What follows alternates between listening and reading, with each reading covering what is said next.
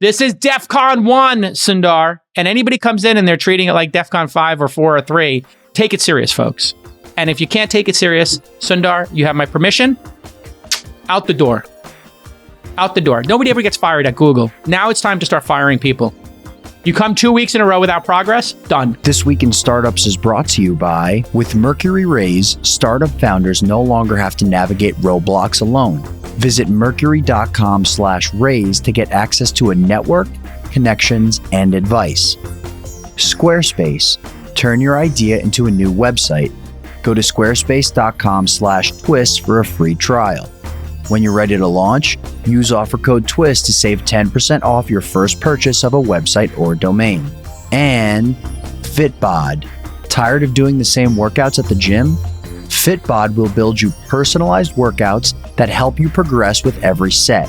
Get 25% off your subscription or try out the app for free when you sign up now at fitbod.me/twist. All right, everybody, welcome back to This Week in Startups. It's Monday, which means it's Madra Monday. That's right, Sunny Madra is here for our This Week in AI demo. Sunny, welcome back to the program. Good to be back. Excited. Yeah. Things keep moving quickly. We got a lot of stuff to do. Yeah, let's go to a demo. Let's just go right to a demo. I know we got a couple of news stories. I know Stack Overflow, there's a story, there's a bunch of different stories, but I love when you demo stuff. Let's just get to it. All right, awesome. Let's get into the first one. So, this is an area that we've all spent a bunch of time in. And so this product is called Trove. Trove, and what it Trove, Trove. Yeah. And their URL is gettrove, so gettrove.co.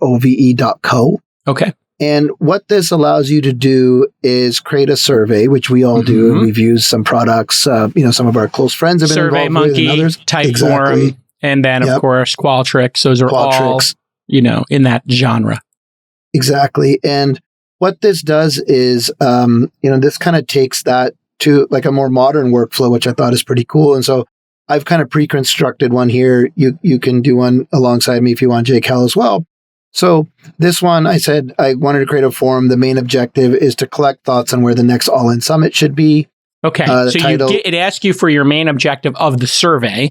And you put in a form to collect thoughts on where the next All-In Summit should be located. The title is All-In Summit Locations. Yeah. And it asked you for a tone of voice. Very nice. Yes. And you picked witty. What were the other choices? If I drop this down, it'll be professional, humorous, concise, sincere, sassy. Ooh. I almost went sassy, but I'll go witty. Yeah, I was trying to give you credit there. And then, the sort of the welcome message when you jump in. So it's going to create a chat-based survey, which is really unique, and you'll see it. Oh, yeah. And so what I did is, hey, welcome. We need your help in narrowing down where we should have the next All-In Summit. If there is one, And you never know with this crew. We never know, exactly. And then I gave it just a few questions. What you'll see here is, what is your recommended location? Why do you prefer it? Is there a specific venue? Do you have any ideas for after parties?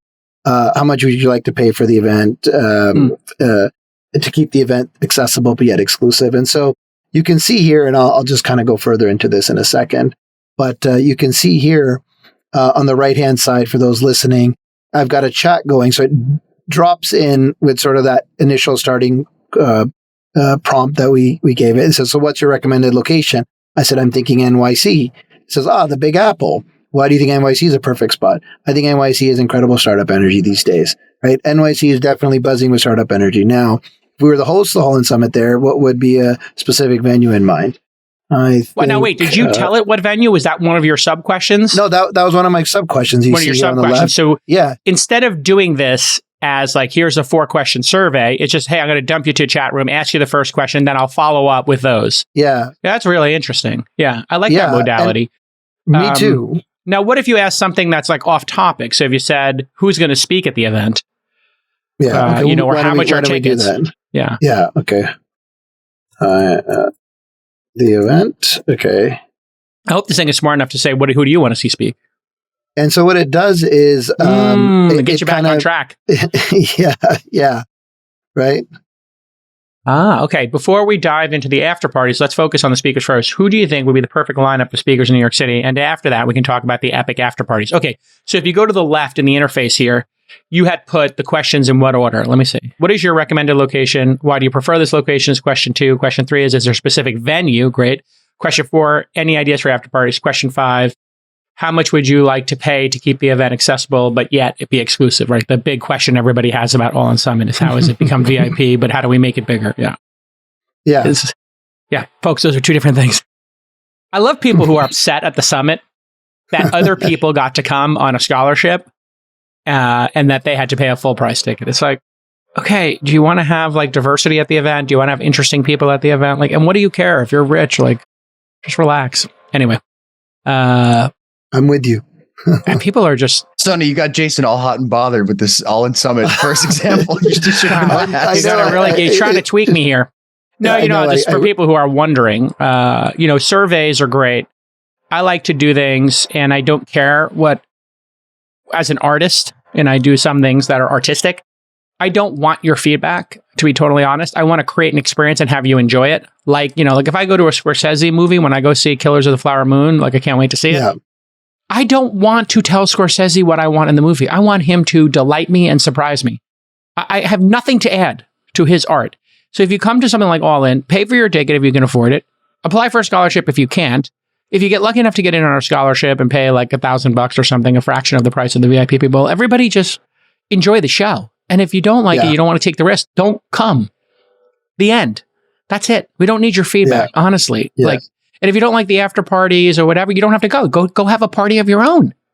Go have dinner on your own. If you don't like the Barbie theme or the Blade Runner theme or the 007 theme, that's okay. You don't have to like every party. You like everything, every meal you've ordered. You like every restaurant you've ever been to? Of course not. No. This hit a nerve. I didn't think it would. I was just trying to... you know what? It's some people over-index on feedback, and I just want to, literally, if you have 1,800 people come to something, there are 1 or 2% of people who will complain about everything.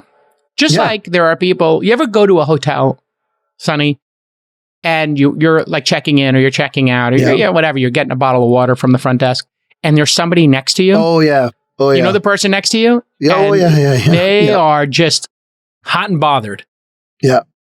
Noise complaint. Yep. My room didn't get turned over. My room service came too late. Yep. It's like I had that exact thing happen to me last week. I was traveling and then I was down in LA and basically, someone was checking in. I was checking in, sorry, and the person beside me was staying there and was just had the list of complaints. And they had their list. Yes, they had their list. Yeah. I mean, there's an appropriate way to do this.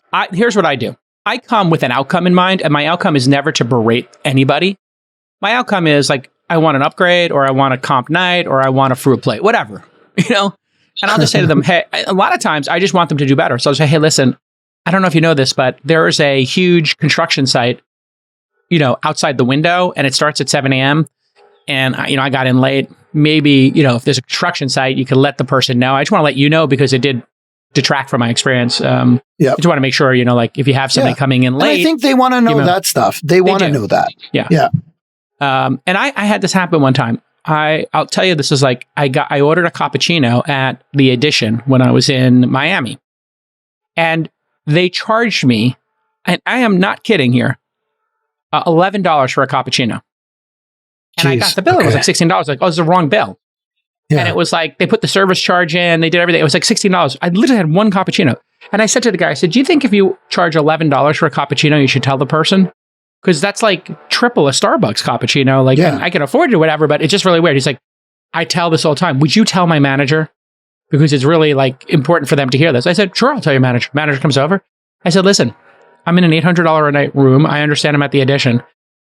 I just feel abused by an $11 cappuccino. That makes no sense to any human being. Like, if I was at like MetLife Stadium or something, I wouldn't like. I would be offended. But at least they tell you you're paying $11 for a cappuccino or something. You see it at the vendor stall, right? You see right up and I there, said, if you're charging a great rate for the rooms, you're doing great. The hotel's packed. Like, you don't actually need to do this, and it really is a turnoff. And so I just want to let you know, like, because I'm in the service business too. I'm going to consider myself in the service business. She said, I really appreciate you saying that. We've had this discussion in the staff meeting, and I'm going to bring it up one more time. And she goes, oh, by the way, it's comp. I said, no, I wasn't angling for comp. You don't need to comp it. No. She said, I insist. I said, well, okay. And I just took a $20 bill and I gave the guy a $20 tip. I said, I just to prove to you this is not about the money, I'm giving the waiter a $20 tip. So you can charge me the $16. I give a $4 tip, or you can just take the whole 20. I don't care. Wow. I get up to my room. I kid you not. I get back to my room that night. There's a giant fruit plate, not like a little mini cheap fruit plate, not like a Sky Dayton, filler fruit plate, but like a literally legitimate with blackberries and blueberries. It's not Cabana 1.0. It's like Sky Dayton 2.0 fruit plate. Yeah. I get the really good fruit plate and a bottle of champagne. I kid you not. A Veuve Clicquot yellow label. That's like $1.25, and the fruit plate has to cost like $30.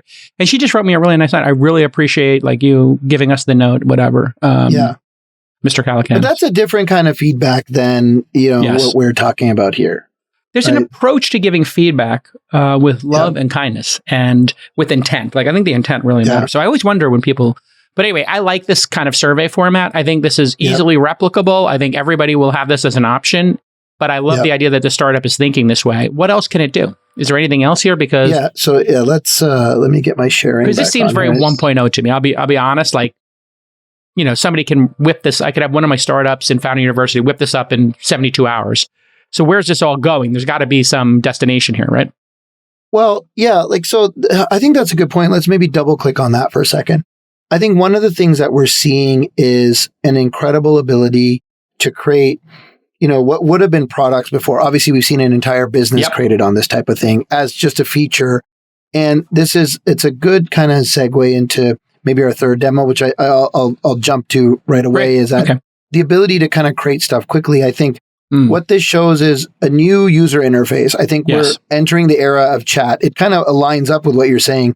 We didn't finish this, but like, I think this feedback form, when aggregated and put together, will be more valuable for the end, the person looking for the feedback as well. Yeah. Because they're kind of seeing a thought process rather than people checking off boxes. Yeah. So why don't we do this? I came to the last event. Let's just type this in here so it happens. I came to the last event and I would rather have a sit-down dinner than food stations. I get that advice a lot. I like to do food stations that are open the whole 3 hours and you can get food whenever you want and you can get, you can eat in whatever order you want. I don't like sitting down and then you're late and then there's 3-course deal with bad chicken. Got it. Yeah. So for the next On Summit, you would prefer a sit-down dinner to keep things classy, or are you open to exploring other food options? And speaking of exclusivity, how much would you like to pay to keep the event accessible? It's keeping you on track. So but it's capturing this for you as well, which I think is great, which you wouldn't get if you just put 4 questions there that all you were looking for. Yeah, I would just say I would pay $5 to $10K. Let's see. So now I guess the results and how it organizes these results, because we're giving chat-based results. One of the nice things about doing a form is that you can force a number. So I would have asked, what do you believe? What dollar amount is the amount you want to pay for this, and what's the most you would pay? I would ask it in 2 forms there. But anyway, that's pretty good. And then I would build a chart, right? If I actually cared about people's feedback. And you can give answer options and do all that. I see that. Yeah. So I think this is really incredible. Like, obviously, people can replicate it quickly, but that said, this team has come up with it. You should give it a try, and we'll go from there. I think it's and for startups. You can, where you start is not where you finish. So what will happen here is maybe they'll figure something out. Like I didn't see it suggesting new questions for us. Yeah. But what it should do is after the first, as people are answering this, it should suggest to you, people keep bringing up the dinners and people keep bringing up sit-down dinners. Do you want to ask a question about what you prefer? So if it's actually with suggesting questions, that's where I think this could get very powerful. Like, and sometimes machine learning does that already, or they just add like, here are 5 common questions, like a wizard, a wizard. But this would be really interesting if This is what I refer to as AI all the way down, because the beauty AI would be all the way down. Yeah, which is like the output of this goes into another system, which then has AI looking at that, then saying, hey, we should modify the questions, right? So your whole stack from top to bottom in this new world order should be AI kind of all the way down. AI all the way down is a really good idea here. I agree. I will give Trove the survey. I give it a B. It's a solid B. Good start. Yeah. I mean, there's nothing to hate on it. It works. Yeah, it works well. It's a single utility. I mean, it might be a C plus actually, B minus. I'll give it B minus. There's like a lot it can do, but it's a good start. It's clean interface. I like it. Good start. It's not transformative yet. I don't think it's made I think the best is yet to come for that app. And the best yet to come is going to be analyzing the results and telling me what I should be doing in the survey as opposed to just doing the survey in a chat format. Would you fund a company taking on Qualtrics or SurveyMonkey? I have actually. We have one. Yeah, we have one we have one in the current law. In LA 29. Okay.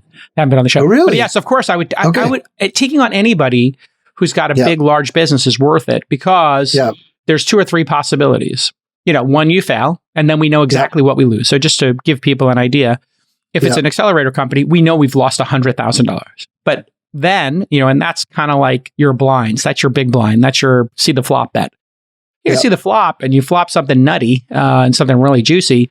Maybe we put another 250 in, another 500K in. So we're in for 350 to 600K. But we typically own at that point, call it 7, 8, 9, 10% of the company. So let's put it at 8% of the company. Target? Is that your target? In My target is to get to 10% in the likely winners and 15% in the winners. So in our fund structure, half the dollars, half of the 100 million goes towards the top 30 to 40 companies out of the 400 in the portfolio. So if our portfolio construction is 400 accelerator companies, founder university companies, early stage direct invests, we tend to get to, call it 8, 9, 10% in that early stage. And then we wait and see. If something does really pop off, then we have another 50 million in the fund. If we raise this $100 million fund, we're at 50 now, which I assume we'll glide into that. Then we could put $1 million or $2 million into those winners. So when they're at a $20 million valuation, we can buy another 5 or 10% of the company. If we buy 5% of the company, we get to 15% in the next Superhuman, Calm, or Uber or Robinhood, which would be Robinhood. Yeah, yum skis. All right. So that's really that's the betting strategy. And we're going to see some in this era. We're going to see some in this era. I mean, I'm more excited now than I've ever been. So like for a company like Trove, would I have them in our accelerator? Heck yeah. I'll make that 100K bet. That's an easy one. And, if they had 10K a month in revenue and it was worth 5 to 10 million, I might make a 250K bet. Sure. Yeah. If I like the founders, if they're builder founders, right? 2 or 3 founders who know how to build product and they got good product velocity, all that would contribute to making an investment in that company. Yes. And then Qualtrics, the guy from Qualtrics owns the Jazz. Yeah, he was just on the podcast this summer. He was here for All-Star Summer. Ryan. Oh, wow. Ryan was on. That's amazing. Ryan's a friend. Great. I'm B minus. I'm B plus. I think I haven't gone through the whole product. Look, I'm a builder. That stuff's hard, so we're coming at it from different places. But look, I think it's a great first implementation. I've actually got to go through the whole product, see what the reporting side of it looks like. And then but I do think there's room to do that loop around helping me come up with the questions. But for sure. I'm going to implement it. Actually, we're going to use it for a survey we're about to send out to some customers. So do it. Let me know right away. Follow up with me on how it goes. Yeah. And shout out to the Trove team. Congrats. Being a founder is one of the most amazing journeys you could ever go on. I suggest you do it, but you got to know it's going to be hard. And sometimes it's going to be a little bit lonely. But with Mercury Raise, you don't have to go it alone. This is an amazing new program from Mercury. I'm part of it, in fact. Mercury Raise is a founder success platform that's built to remove the roadblocks at every step of the founder journey. And this is going to help you with the number one thing that founders tell me they need, money. Yes, Mercury Raise gives you access to investors. And then they give you access to industry experts. And finally, they connect you with fellow founders. What a great idea. It's like what I do in my accelerator, except it's open to everybody, not just people we invest in. So here's how you use it. And a lot of my founders have been using it, and I'm super happy about this. If you're fundraising, you submit your pitch and you get in front of hundreds of investors who are looking actively to fund businesses like yours. And I'm in that database and I have found good companies in there. If you're looking for guidance, you can tune into unfiltered conversations with industry experts. And if you're craving some community, which I know you are, you can meet fellow founders and navigate similar challenges. So here's your call to action. Mercury Raise was created to help founders navigate obstacles so more startups can become success stories. It's that simple. They care. And you can take your startup to the next stage with Mercury Raise by visiting mercury.com/raise. That's mercury.com/raise. So, hey, to the folks who built it, keep grinding. Yeah. Keep grinding. Awesome. Yeah. Great work. Okay, I'm going to jump forward a bit just in terms of some of the ideas that we were talking about here, like how fast this is to create. So earlier this week, we saw this, folks got wide access to ChatGPT with Vision. We did one of the first demos here. And someone did something pretty cool. They took just a screenshot of the calculator app, provided a little prompt that said, hey, you're a software developer, make this for me. And so I tried to basically recreate that because I was intrigued by it. So here, in my window. I took a screenshot of the calculator app, Right. provided a similar prompt, and basically it created, asked it to create the HTML. Jake, you remember this from your early days, would have been a pain to do this. It said, hey, give me the JavaScript for the functionality. So it's not only the UI for it, and it's also the functionality. Then I said, hey, give me a file that I can download. And ultimately, and I'll just show some interesting uniques and tweaks. So it didn't do it complete. And this is sort of my mistake. So I want to give a warning to folks that think it can just be like a complete start from here and finish. Because if I go back, and I'm just flipping back and forth between some tabs here for the folks listening, the code it's given me is not fully complete. And you can kind of look in here and it says, you can continue creating rows of buttons like the one above. So it gave me a 0, a all clear, a plus percentage, and a divide. Gotcha. But it didn't give me the rest, and it obviously didn't give me the JavaScript. I wonder why. I wonder if it's been asked to, in the AI, when you ask it a very complex question, in order to not waste GPUs and cycles, it says, hey, give the first 10% of the answer and let people ask for more. Yeah. Like if I asked it to write an entire novel that was 50,000 words, I wonder if it would actually do that, or it would say, here's an overview, here's the first chapter, and then make me kind of tease it out so it doesn't, bog down the system with too much work. I had the exact same thought, because after that happened, I basically went back and said, can you provide me the complete HTML and JavaScript so the calculator is fully functioning? Yeah. And, I've been trying this all morning, and it keeps, and I think what's happening is something similar to what you're saying. I think they're so bombarded. This is really heavy workload on them. Generating this much code is a lot of tokens on the way out. I'm only paying them $20 a month. And so I think I'm getting totally throttled because, I've tried this for, a few hours this morning, and I couldn't get it to give me the complete. I keep getting this network error. So you're being throttled for sure, which makes sense. I understand them doing that. They have to preserve the user experience. It would be like if I said on YouTube, hey, download the entire channel. Like there are these Mark Knopfler bootleg concert channels, and I found an app called Downie, DOWNIE. Okay. And I paid for it, and then it didn't send me the code. But anyway, what it lets you do is put in a playlist from YouTube or a channel, and then you can just like pick what you want to download. So there's like 20 concerts I really like. I'd like to download them. I can't find them. I would pay for them too. Why don't you just download them into the YouTube app? Because what happens is they get taken down, these channels, and then I got to search for it. And then when I'm skiing, I do when we're skiing, you and I, we ski sometimes together. I have a nice Mark Knopfler concert on, or a Dire Straits concert, or a Pink Floyd concert on. And then like the concert I really loved is gone. And so I just wanted to download it, right? So, YouTube doesn't let you bulk download kind of situation. But there was a report earlier this week to this point that, and I don't know if we talked about it last week, but GitHub was losing upwards of like $80 per month per user. Now, the CEO of GitHub says that's not true.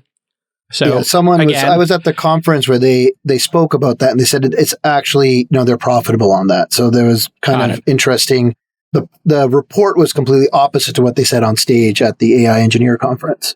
So once again, I'll just warn people, journalists have typically somewhere between 10 and 30% of the story when they write a story.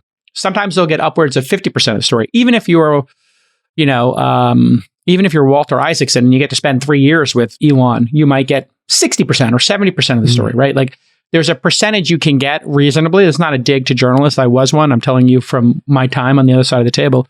And then obviously the person who's in the company, who's the CEO, they probably have close to complete information, 80 or 90% of the information. Even in their own company, they might not have 10 or 20% of what's happening. People might hide stuff from them. They might not be aware of something that occurred. And in this case, I'm sure the CEO knows best compared to a journalist. And what happened was somebody leaked, hey, there's some users that are unprofitable. Of course, there's some users that are unprofitable in any all-you-can-eat program, whether it's, storage of photos or using of an AI Copilot. But overall, they know how much they're spending, they know how much they're making, and they put those two numbers together. And net, at the end of the day, it's profitable, I'm sure. Also, it was Matt Friedman, the former CEO of GitHub. The former CEO. Who built. So he probably has 70% of the information, and the current person has 90. And just on that, like just, a quick aside here, but like basically what we're here for the asides. Yeah. But just what that really meant is, they came out and they said it on stage right here that it's past 100 million ARR. And basically that's $10 per month for Copilot. That's 830 devs because they have about 9 million devs on GitHub. So think about like the 10% are using it. Yeah. 10% are using it. Exactly. And that's just Copilot from GitHub. There are other options out there. So I'm shocked that only 10% of GitHub developers are using this right now. I thought it'd be 90%, but it might be they're talking about accounts, and those accounts are some of those are dormant accounts, right? So well, if you're paying the $10, you aren't dormant, right? Because you're no. I'm talking about the 90% that aren't, right? Oh, I don't know. There's something like 50 million developers worldwide now, isn't it? Yeah, they said GitHub has 100 million user base, but I don't know the active user base. So I would want to know 830 of active. Let's say there's let's say there were. I think they said that was 10%. That's what I heard. Right. So maybe that if it's 10%, they have 9 million actives, right? So they have 9 million actives. 10% makes more sense to me than 1%. Yep. But that's, I mean, who's not using it? Yeah. Who's not using it? They must have another solution, maybe. Yeah. Well, or, like people are still getting there, but like what's crazy is, and we've seen this in our business and I see it in other places as well, which is, this point right here. If your team is using this is like airline Wi-Fi. Read it. Yeah, this is like airline Wi-Fi. Yeah. Like it could be $10 for the trip. It could be $50 for the trip. It could be $150. Like, you're for the top end user, they're going to pay it. Yeah. So what they said in the tweet is, have heard from many enterprise AI leaders seeing meaningful productivity uplift, obviously, which aligns with people saying they'd pay $100 per month for Copilot. That makes sense. I mean, the top enterprise software like Salesforce or something like that is a couple of $100 per month per person. And if you're spending, or a Bloomberg terminals to that $20,000 a year, if you're a professional and you're getting paid over $100,000 a year, your boss is willing to pay low 1 to 5% of your salary to make you 10% more efficient. Easy. So that's really how you should look at it. If there was a way, actually, I could talk about producer Nick. Producer Nick has a $4,500 laptop. Now, my laptop costs, I think I have the best MacBook Air, and it costs like $1,800. Now, I'm the CEO and he's the producer. He's got a laptop, but he does video editing. So for him to have a $4,500 laptop and trade it in every 2 years for whatever the state of the art is, if it makes him 50% or 20% or 10% faster in editing This Week in Startups and All In, I have the numbers actually if you want them. Please. Let's hear it. Average all-in export went from 18 minutes video and audio together to 6 minutes. So it's 3 times faster. Yeah. So you save 10 minutes per episode on export. That's just one function. Yeah, times 50 episodes. 50 episodes is one show. 500 minutes. 500 minutes is 10 hours a year. 10 hours a year. Boom. Yeah. And then you do it over the 2 year. That's one show. Yeah. And then you do the other 4 episodes. So you start getting to, maybe if he's 500 minutes times 5 episodes. Yeah. You're talking about 2,500 minutes a year. On Copilot, the Wall Street Journal reported, again, take that for what you will. More than 1.5 million people have used it so far, and it's helping. And of the people that are using it, it's helping build about half of the code for Copilot users. About 50%. That makes sense to me. Yeah. Yeah. I mean, when I'm writing now and I get whatever software I'm using is giving me hints, I would say 1 out of 3 times I take the hint. If I write on the other and it's like hand, I hit the tab button. Usually it's tab to accept it. And it's like, I'll just tab. I'll take it. Sure. Yep. What's your keyboard? What's your go-to keyboard on your? Do you use the iOS keyboard or do you use Google? I use Logitech keyboards. On my phone, I use on your phone. Yeah. Yeah, I'm using the regular iOS one. After I've written something, then I turn on Grammarly because the iOS one, when you're typing, is most accurate, even with the ducking and whatever. Yep. Yeah. The ducking mistakes. You know the fix for that, right? No. In your you can do shortcuts. Just turn ducking into Yeah. Okay. Yeah.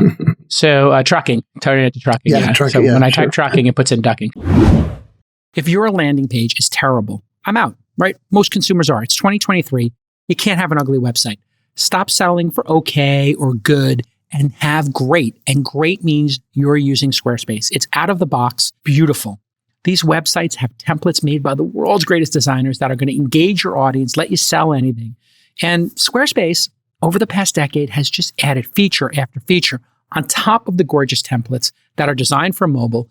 And the drag and drop web design with their Fluid engine is just perfect, easy to use. And you get built-in analytics, marketing channel analysis, sales data, all that stuff. Now, it goes beyond page views and site visits and time and all that. And with Squarespace, you can create an online store or you can start a blog. click of a button, right? Easy peasy, lemon squeezy. You can create a subscription business for members-only content. You're seeing a lot of that out there. It's simple. It's cost-effective. It's gorgeous. And they keep adding feature after feature after feature. That's when technology is at its best, isn't it? When you pay one price, but the product gets better and better and better. You get that with your Tesla. You get that with your iPhone. You get that with Squarespace. These are the legendary brands of the internet of this era. Go to squarespace.com for a free trial. And when you're ready to launch, I want you to go to squarespace.com/twist.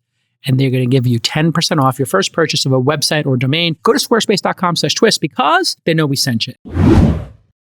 Okay, so the next one, this one, I couldn't convince a team to do a demo this week, but maybe you guys can install this one next week. But I want to talk about it because I think it's interesting. Okay. So this one's called SuperManage, supermanage.ai.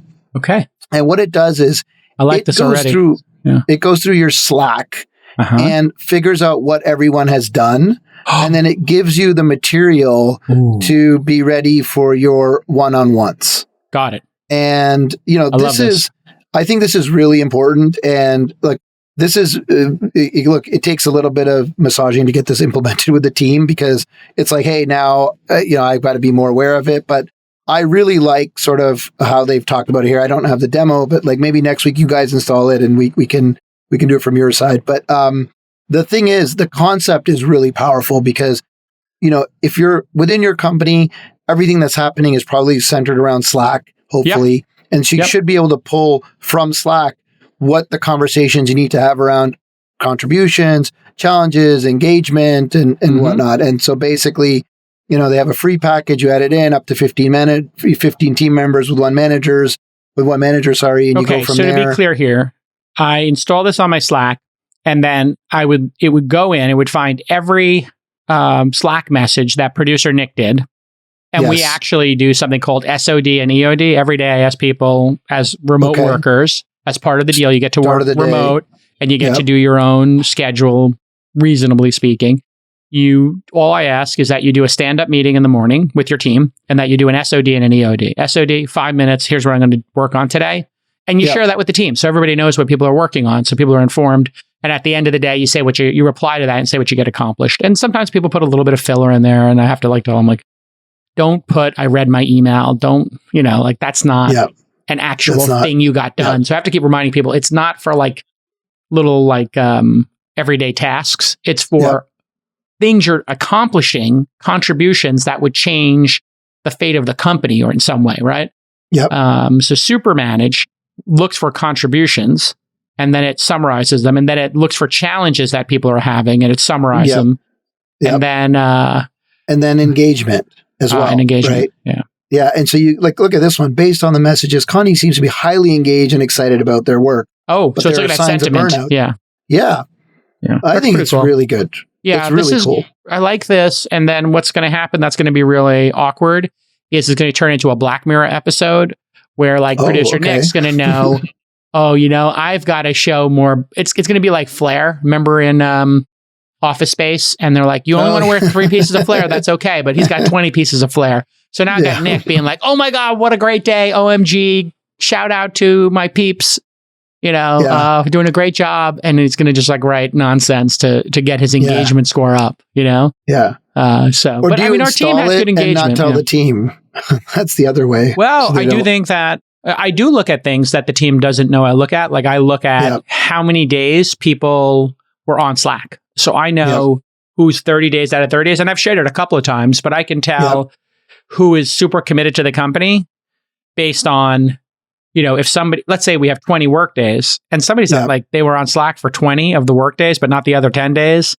I start to worry, is this a 9-to-5 type person? Now, you have to drill down because they could have had a week vacation. And it's your right to not be on Slack during the week. But I'll be honest, if you want to compete in venture, it's a 30 out of 30 day job. I'm 30 of 30 every month. Nick's 29 or 30 out of 30. I mean, you could take a day off. You have a child born, you're at a wedding, you were, when I went July 4th, I was off the grid for a week. Yeah, but that's different. But the real deals in venture, honestly, JCal, are happening outside the 9-to-5 hours. Of course they are. Yes. As my experience as an entrepreneur, very little of the real deals with investors and partners and, all that is happening outside 9-to-5. Yeah, it's happening at night or the weekends, right? They call you up, hey, let's go for a walk. Hey, meet me at Phil's. Let's get a coffee. let's wrap this up on the weekend. Let's iron this out for Monday's meeting. I agree. So SuperManage, I'm going to give this. We don't know if it works, so we haven't used it, but I'm going to give it. I'm going to evaluate it based on the idea. Based on the idea, it's a B+. It's a B+. This is something that I think will, again, we would look at both of these, Trove and SuperManage. You can say to yourself, hey, this is going to be built in to these services. We have another employee engagement company called 155 that does OKRs. I remember I was there when they got funded on Stage. Yeah. So 155's done amazing, great founder, and it's a great company. They're going to need to incorporate some of this. So SuperManage will be going up against, like, say, 155 or other services. There's a couple of other ones that manage the OKR process and employee engagement or happiness. And what 155 does is it asks you a series of questions each week. Those roll up to your manager. Then your manager rolls up or their reports to, the CEO, let's say. And, you can highlight, like, hey, this is an interesting response. And people really love using it. So again, some people don't like this stuff because they're like, I'm a high performer. Why are you making me talk about nonsense? Like, so there's a hardcore samurai group that are just like, I did my job. There's blood on my sword. Go watch the tape if you want to see me murder everybody who tried to attack the village at the end. Like, that's it. Like, so there are some people who find this kind of stuff offensive on its face. What I find it to be is accountability to each other.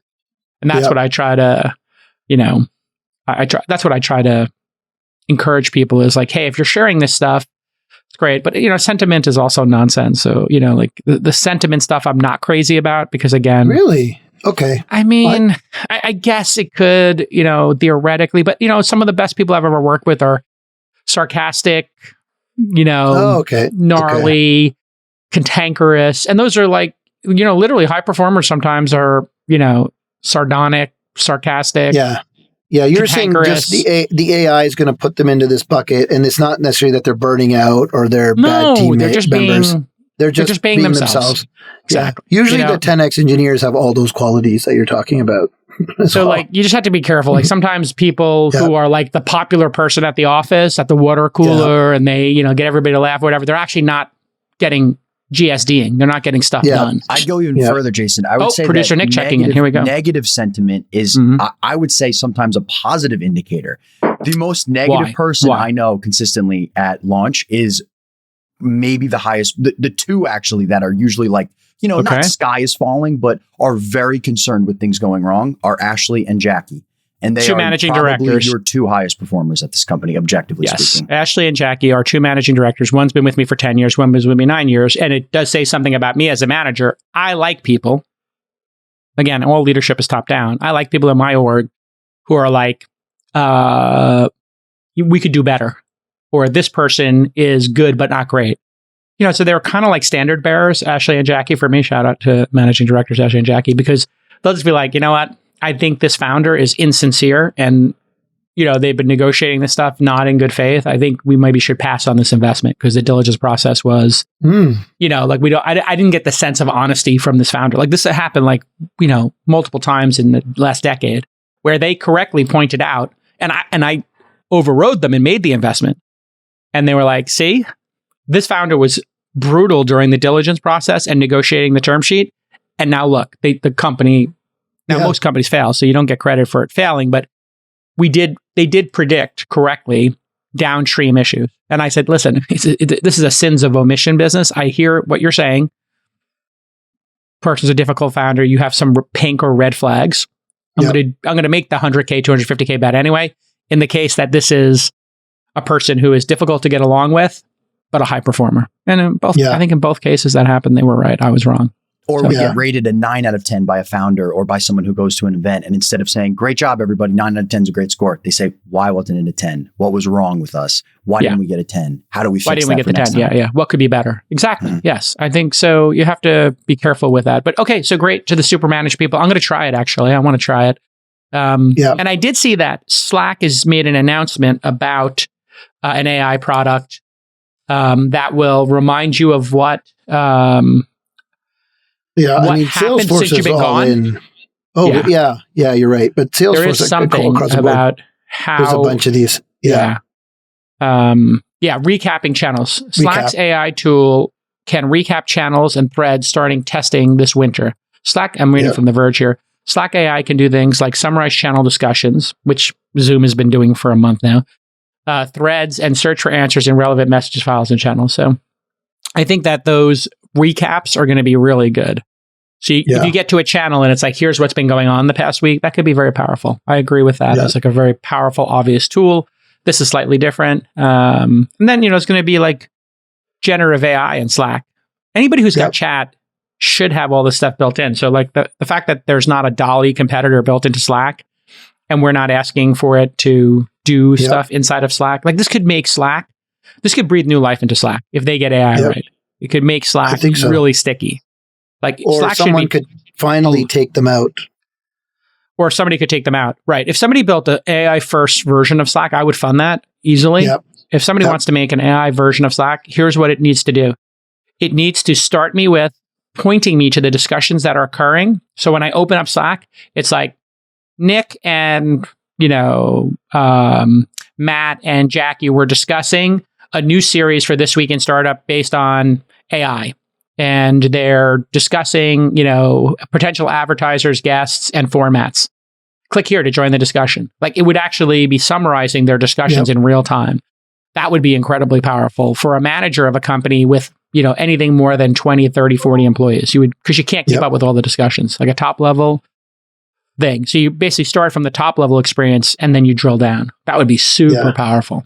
Another great example of negative sentiment, Matt Kotler. What does he always want? More inventory. We don't have enough inventory. I need to sell more. I need more. I need more. Always. Well, yeah, right, exactly. Yes. Yeah. I mean, listen, the people who one might interpret as irritable or cantankerous, another person might interpret them as being a perfectionist or demanding excellence. And that's, I think, if you describe the three people you described in our organization, they're pursuing excellence. That's all. And for people who are mids review pursuit of excellence as this person's a negative, this person's too negative, this whatever. Like that's how you know a mid. Yeah. And that's how you know a high performer. A high performer is like, great, we got a 9, how do we get a 10? Great. We sold out for 3 months in advance. How do we raise prices and get to sold out for 4 months in advance? Whatever it is, just don't accept reality and just, but you can celebrate. And I like to celebrate excellence. Take a minute, pop the champagne corks. Great job, everybody. Now, what lessons did we learn for next year? Boom. Which is why I take negative feedback and I put it in a document called Lessons Learned, not We're Idiots. Okay. So we used to have a document, Nick, when I did lessons learned after each event.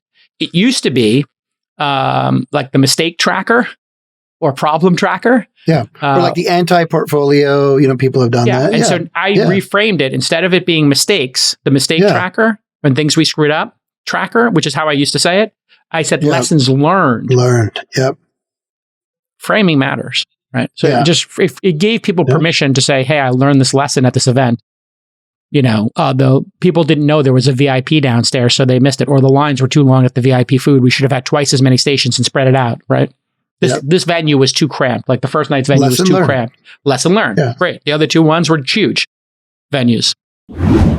All right. I've been on a health kick over the past year, and I care about data-driven solutions. And if you listen to this podcast, I bet you do too. So let me tell you about Fitbod. This is a data-driven workout app that blends machine learning with exercise science. Fitbod creates custom dynamic workouts programs based on your fitness goals, your experience, and most interestingly to me, the available equipment. Let's say you got a bunch of kettlebells, or let's say you're at some, sparse gym at a hotel, or you're on vacation, you got nothing. Well, Fitbod will maximize your fitness gains by varying the intensity and the volume between your sessions and leverage the equipment you have or don't have, as the case may be. You can customize the length of your workout, what muscles you want to target, and so much more. So let's say you want to get a 30-minute workout in, and I want to do chest, triceps, and abs, but I'm staying at an Airbnb. There's no equipment.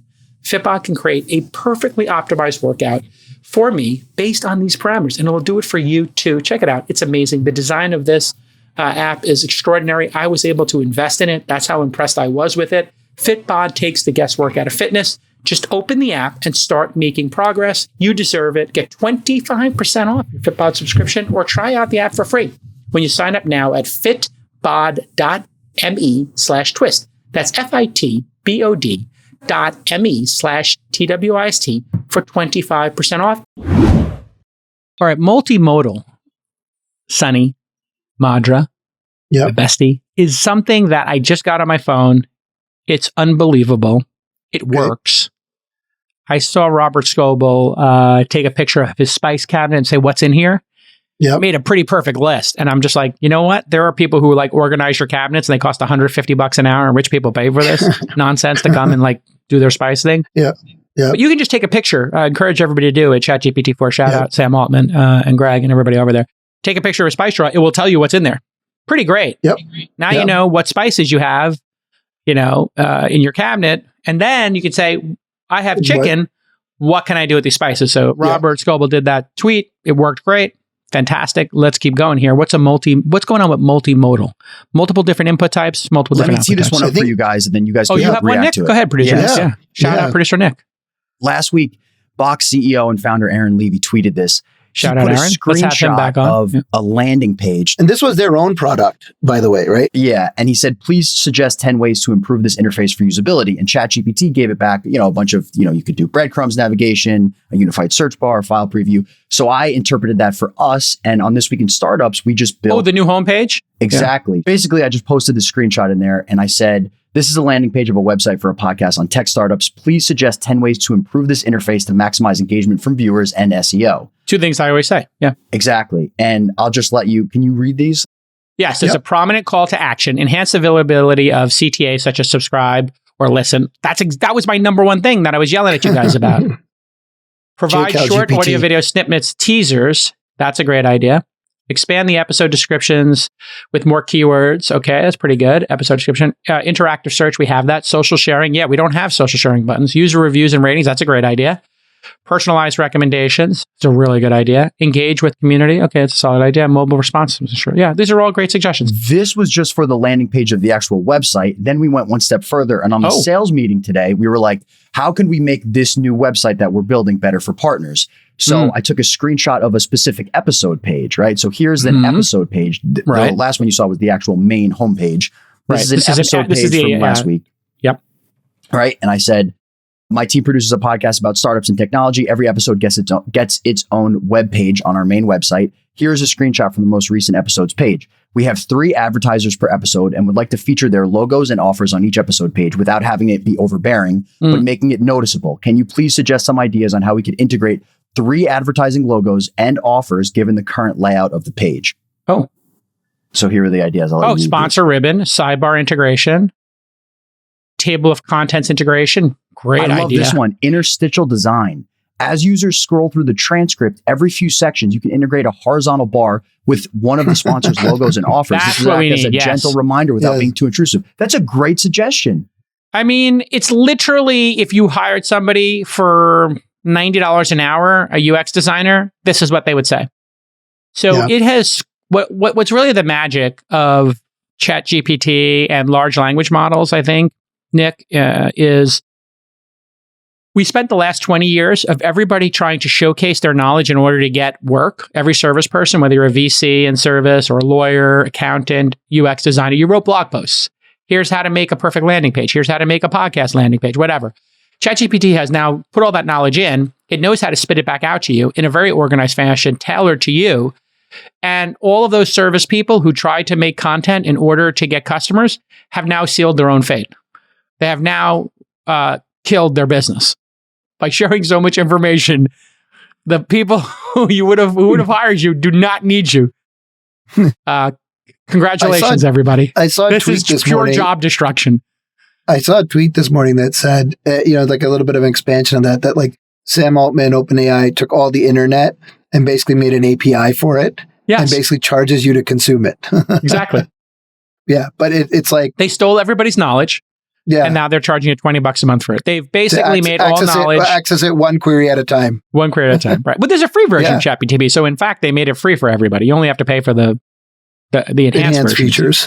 Yeah. Yeah. Fair point. I mean, I can't imagine at this dollar level $20 a month, that people are not going to own 2 or 3 of these, even with the throttling. Like it's so affordable to have this that I just told everybody to buy it for $20. So we have $400 a month right now. I think maybe 3 people in my company are using it. Like literally, like Nick's using it, Presh is using it, I use it. I don't know if anybody else in the company's using it. You got to get on the enterprise so that you get them on enterprise so you can see everyone's usage. Just right? like I see everybody's usage in Slack. And then I can be like, hey, we need to get these 10 people to use it. I don't use Shame to use it. I use professional development. So what I do is I look for the people. I just say, hey, listen, have you done an email sequence? Have you used ChatGPT? Just be honest, yes or no. Did you use it this week? People say no. I'm like, okay, this person's going to do a Zoom call on Friday. Please join it. Yeah. And I just try to put a bunch of carrots out there and like, you know, very few sticks. You know what the intersection is? Like going back to that Slack idea for a second. Yeah. If you created like a, AI native Slack, every time that you're typing something, it would just prompt you in there to be like, hey, let me help you with this. And then like, the Copilot in Slack would take the people who are the laggards. And I would say half my company is laggards. No offense, but and they all listen to the pod. So I don't mind talking to them about it publicly because I accept it. But everybody who in my company who works for me, who's a laggard, just like make your default screen ChatGPT 4. Put on your home screen of your iPhone, the ChatGPT 4 app. Once it's on your home screen or it's in your dock, it's kind of like auto-loading Slack in the morning. You can even do it as a widget on your lock screen if you want. Make it a widget. Yes. Yeah. I think that's a really cool idea. Like, here are things in the company. Remember we talked about the negative sentiment? Hey, here are things that, Jackie, Matt, and Ashley are noting or complaining about. Here are some solutions for that. Here are some strategies, right? Yeah. Like one of the things I've been trying to get my team to do is, you watch Y Combinator, and they are super chatty about their portfolio companies, and they kind of do it as a group. So they must be in a group chat where they're like, "Hey, I'm going to talk about this company," and they just know to amplify and reply to each other to get that signal up. And Gary Tan's amazing at it. And I'm telling my team, like, I'm the only person in our company talking about our companies. Every day, I want a blog post starting today. This is my tirade this weekend. Okay. I want every day, 250 days a year, somebody on the investment team to write a blog post about our companies on the Launch blog or the Founding University blog. And it doesn't have to be a long blog post. And you can do it in ChatGPT. Just, hey, here's the company, here's screenshots. Make it an X thread. And then make it an X Twitter thread. And then put it on your LinkedIn. And then I had to tell everybody, please make your accounts professional. We don't need your pronouns in your profile. Yeah. Like if you work for me, you don't need to put your pronouns in there. You don't need to put whatever else in there. Just like, please focus your social media on being an investor. If you're on the investment team, it's not too much to ask. Like it's a pretty dope job. Your social media presence needs to be serious. Private Instagram account if you need that stuff. That's what you can do. Yeah, I think X is for pro. LinkedIn is professionalism. Be a professional. If you can't be a professional, don't be on the investment team. Like you need to invest in this, right? I don't know how you feel about pronouns in your bio for business people. I mean, I don't tell people to take them out, but I will say, like, if I did see tell somebody them in on my team, I thought it looked silly. Yeah. And I don't think it looks professional. That's a better way to say it. But when I do see someone that I'm working with, like say like as a potential customer partner, it does, it in my mind, I go, like. Yes. Like, it just like, it would be like me being like in my profile, whatever I'm, when I put that I was for Bloomberg, I changed my avatar to Bloomberg. And I put my Bloomberg thing, and my Lord, I had advertisers, I had partners, LPs, founders, everybody on my orbit. You're going to get Trump reelected. You're splitting the vote from Biden. You remember how charged up it was? It was a tough couple of months. And I was like, you know what? I'm leaving it. And then I thought about it afterwards, and I was like, you know what? The world does not need to hear me as a business chime in on everything. Yeah. Full stop. Right? Like Coinbase kind of approach. Yeah. So like, we don't need to take a professional stand on everything.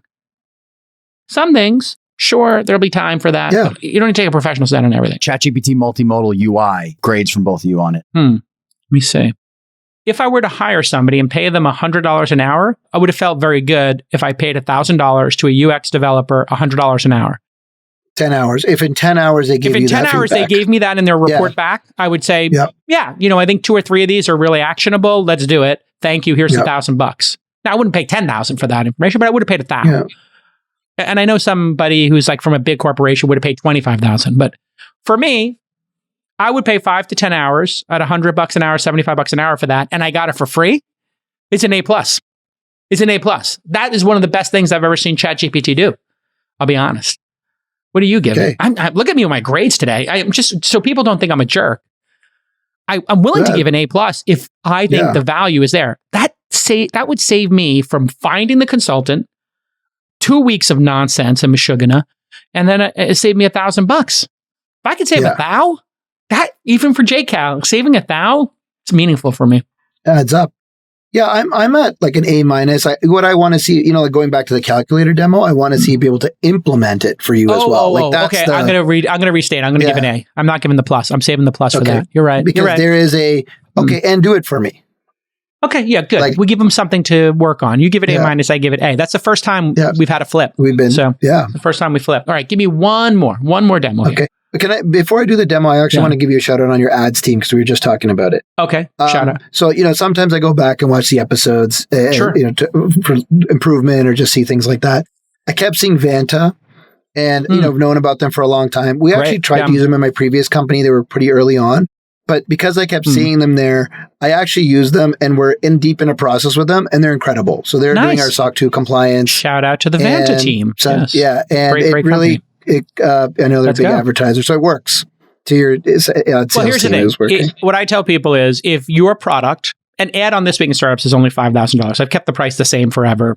It's almost it's too cheap. $5,000 per ad. So if you do, 10 ads is $50K.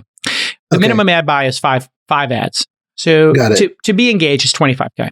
The reason we do that and we have a minimum of 5 is people would do one ad. Let's say you're on an episode and not a lot of people listen to that episode. And then there's another episode that breaks out. Right? You got to take a portfolio approach. Yeah, you don't get an ROI on one. But if you do 5, a minimum of 5, and one person buys your product, and your product costs $500 a month or more, that's where I tell people, like, it's kind of a no-brainer if it's a product that business people use. Because if you spend $50K on ads, and your product is $500 a month, it's $6,000. And over the next 3 years, that one customer is going to be $18K. So one customer equals essentially 18 of 25 is pretty much break even. If you can attribute one, there's probably 2 more, right? Because you can usually only attribute 1 in 5 or 1 in 10. Most people don't use the URL.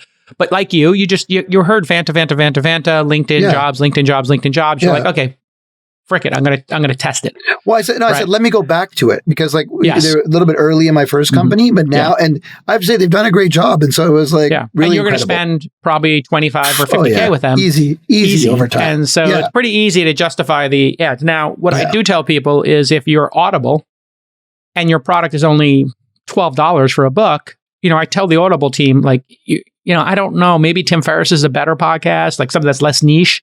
For a wider audience, maybe do Tim's podcast or Joe Rogan's or Bill Simmons might be better, although they're on Spotify and they do audiobooks now. But sometimes they still do it because they're like, we just love you reading the ads. It's like a branding thing for us. Okay, sure, branding, I get it. You want to be affiliated, totally. But if it's $25,000, you need to sell 2,000 books to hit break even, or maybe you have to attribute 500 books. That's kind of a hard. That's a hard thing to kind of do if you're a ROI based advertiser. So what you want to do, I like that math. That's helpful. Because I don't want people, my nightmare is people complaining they bought ads. So like we've had startups buy ads to try to get to me. I'm like, no, do not take their money. If it's a seed stage startup, don't take their money. What I do is for our startups, 3 or 4 times we've had a little bit of extra inventory, like especially over the 2022 when people were cutting things, all of a sudden we had some people asked to move their ads. So we let them, we had a company go out of business, that kind of stuff. And I just gave the ads for half price to our founders on a first come, first served basis. And they grabbed them. And I was like, okay, but just so you know, like, don't do this if, like as a favor to me, I'm just, and these were companies that, have 10 million in revenue. So it was worth it for them. Awesome. Per their mix. Great. But anyway, shout out to demo. them. I wanted to give a shout out to the team. All right, last demo. Vanta.com/twist to get $1,000 off your stock. If you care about $1,000. That's the problem is most of my audience is so well healed. You don't care about saving $500 or $1,000. I didn't even use the code. We should have used the code. Of course. Vanta.com/twist. Yeah. All right. Okay. So back in Google, they've been doing amazing things. And what we're going to talk about here is, so I just did an image search. Okay. For Halloween table settings, right? Great. Sure. And, you know, you Makes typically get the same set of things here. But what you're going to find is as we scroll, a little window here. Oh. And this little window says, create something new. See brand new images generated by AI. What? And so if I hit this, this is in the this is in images? This is in Google search when you go to images. How did you search find for this? something. This is new. This is what we do here, This Jake. is what we do. Look at this. See brand new images generated with AI. This is sick. This is DALL-E. Yes. And so you had said this a little bit earlier, and so you're you know, I couldn't transition right at that point, but you're saying that all these things need to be integrated in the product, so they've done an incredible job here. So these are on the left-hand side for those listening. These are images that like Google has picked up through its crawl process. But on the right-hand side now, I have images that were generated by their their image generator, which is, you know, likely Palm or something like that. So very, very cool, super handy.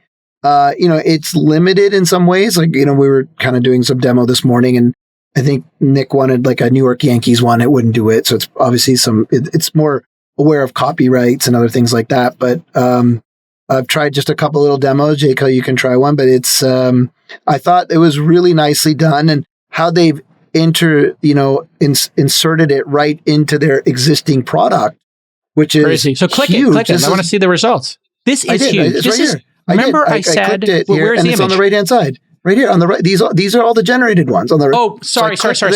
I had my Zoom screen. So look at this. A Halloween setting that features a green tablecloth, orange dinnerware, and candles in the shape of jack-o'-lanterns. Yeah. This is unbelievable. Yeah, and then you can click through these ones holy here. Cow. Okay, shout out to my guy. I just want to say shout out to my guy, Sundar Pichai. I was just talking to him. He listens to the pod. I saw him at a social event. He said to me, "You're everywhere, J. Cal." I said, "Sundar knows J. Cal." Okay, I'd met him before, but I always assume people don't know me or hate me. That's my own little neuroses. I'm like, either this person hates me, or they don't know me. That's actually quite true. As your friend on the outside, that's pretty true. That's a good, categorization. Do people not know me, or they're like, effing J. Cal? Yeah, exactly. Well, I mean, the good news is anybody who knows me says to the person, "Oh no, he's great. He's just, he's got big opinions," and they're like, "Really? He is great? Yeah. Okay, I'll give him a shot." But anyway, Sundar, I gave you very candid advice in person. And I told the teams, C-, D+. The ratings were very low for me. Okay. With good reason. You're putting out stuff that was incredibly low quality, which I understand. You got to get stuff in, mark, and get feedback. This right here, you ready for my score? Let's hear it. It's not an A. It's not an A. It's an A+. First perfect score. Whoa. This is A+. Whoever on the Google team made this. This is A+ with a plus for extra credit. Why? Not only are the results great, but conceptually, this is perfect. It's perfect because you don't have to change the user's behavior, and you're gently communicating to them. Whoever wrote the copy here, create something new, see brand new images generated with AI. This is chef's kiss. You're not forcing it down people's throat. You're kind of just giving them hey, there's a little option over here. It's kind of like, hey, there's a tasting menu. You don't have to do the tasting menu. It's over here on the side. If you want it, you take it. Or you could do omakase. Trust me. But you don't have to do it. Wonderful. What a killer idea. This is what and then Google you can Flight go into should be. An edit worklow, and if you want to change it up, it gets even better. Look at this. Yeah. So you can change the prompt. Exactly, and then regenerate it. Yeah. Wow. I mean, Sunny, let me tell you something. If you're over at ChatGPT-4 and your OpenAI and your Bing, game on. Game on. Because Google has billions of users, and it's game on. This is how Flight should work. When you're doing a Google Flight search or a Gmail search, it should do a little thing saying, hey, here's some other things you can do at Google Flights. Ask Google Flights to find me a first class ticket to somewhere that has warm water during, January 15th to January 30th.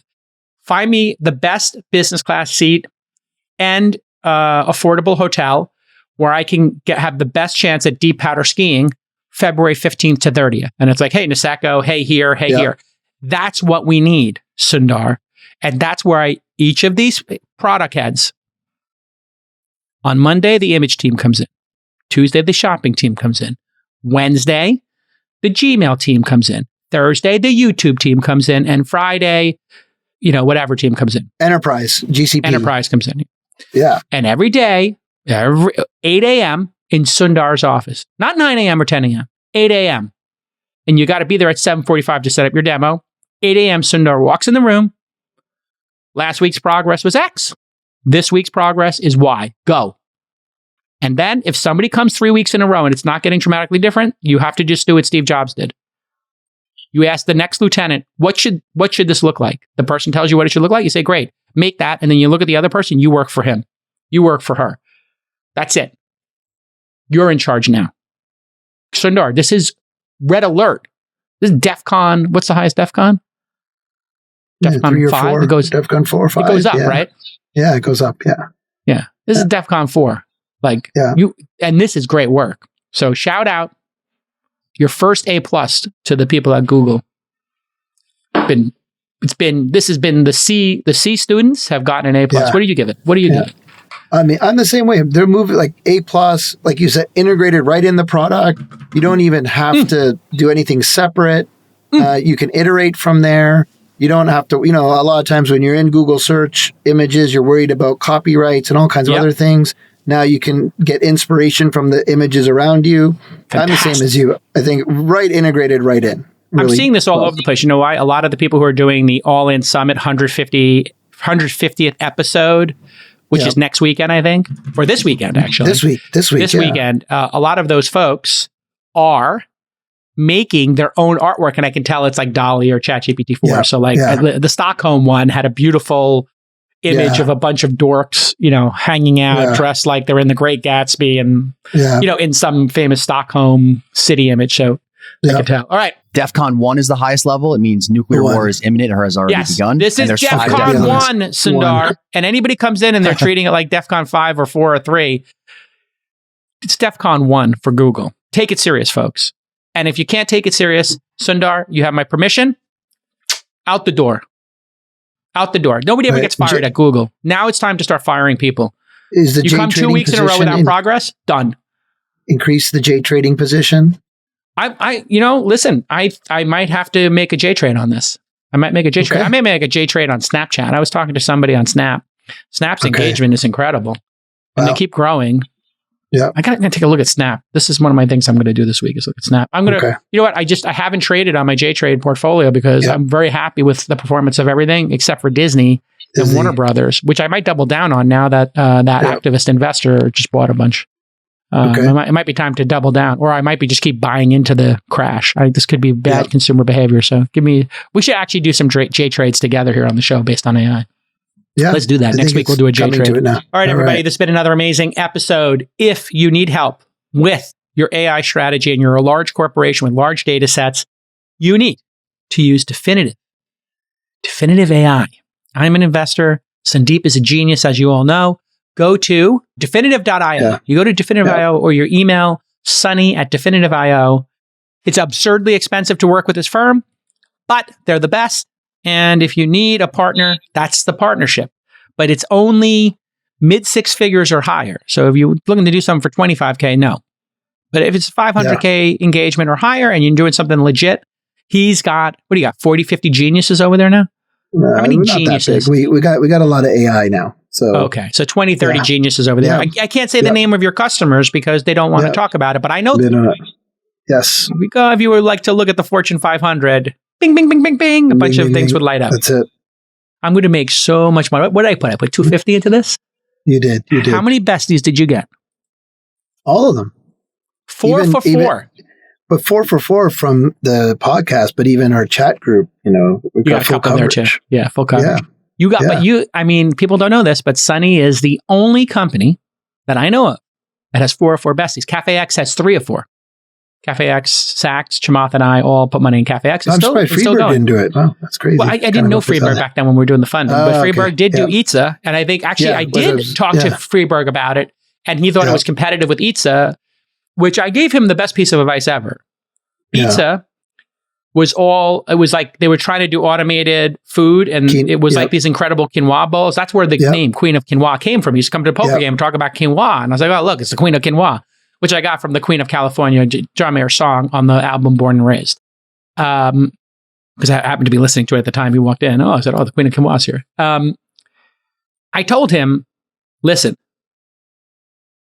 I know you want the world to eat quinoa. Here's a way to get them to do it.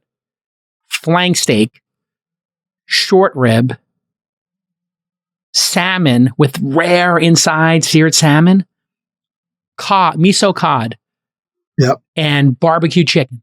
Chicken. Roast barbecue with roast sesame. I gave him how to do it. Company didn't work out. But people I knew who were going to go there, they wanted to eat protein. And then if you want to sneak the quinoa in, you put some short rib in there, put a little seared tuna, you would have sold a lot more of that quinoa. You gotta pull people into vegetarianism. You can't force them. Anyway, lesson learned for everybody. All right, everybody. See you next time. Bye-bye.